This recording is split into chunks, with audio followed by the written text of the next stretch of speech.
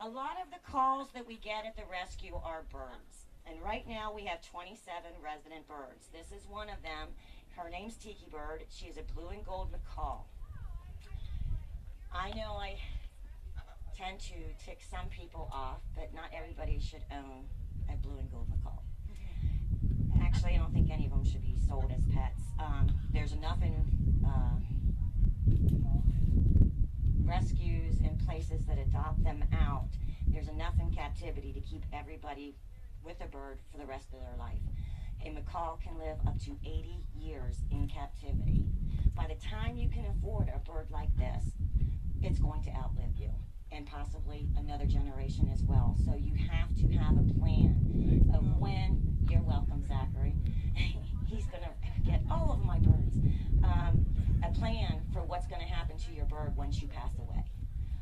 They have 500 pounds of pressure in their bite, and they are same as an alligator. Usually monogamous in the wild. They're omnivores, believe it or not. They do eat meat, insects, they eat eggs. Tiki Bird does like chicken, along with the diets of seeds and other fruits and vegetables. The way she's colored, and one of the things that we have to take away from a bird is their ability to fly. When I think of a bird, I'm not thinking of something sitting on a perch or in a cage. I look up. She is never going to be able to fly. For somebody who can live up to 80 years, because if she would get away from me, her colorful plumage, she will stick out like a sore thumb to predator birds like hawks in our area. Plus, there is not a food source for her. So this is what we do as human beings, taking a bird and taking their ability away to fly.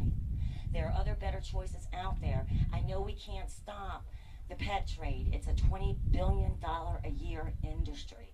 But we really need to do our research and think about what we're doing. A macaw, okay, 80 years. An Amazon can live up to 115.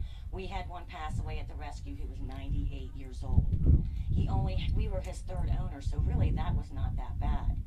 A cockatiel, a conure can still live 30 years.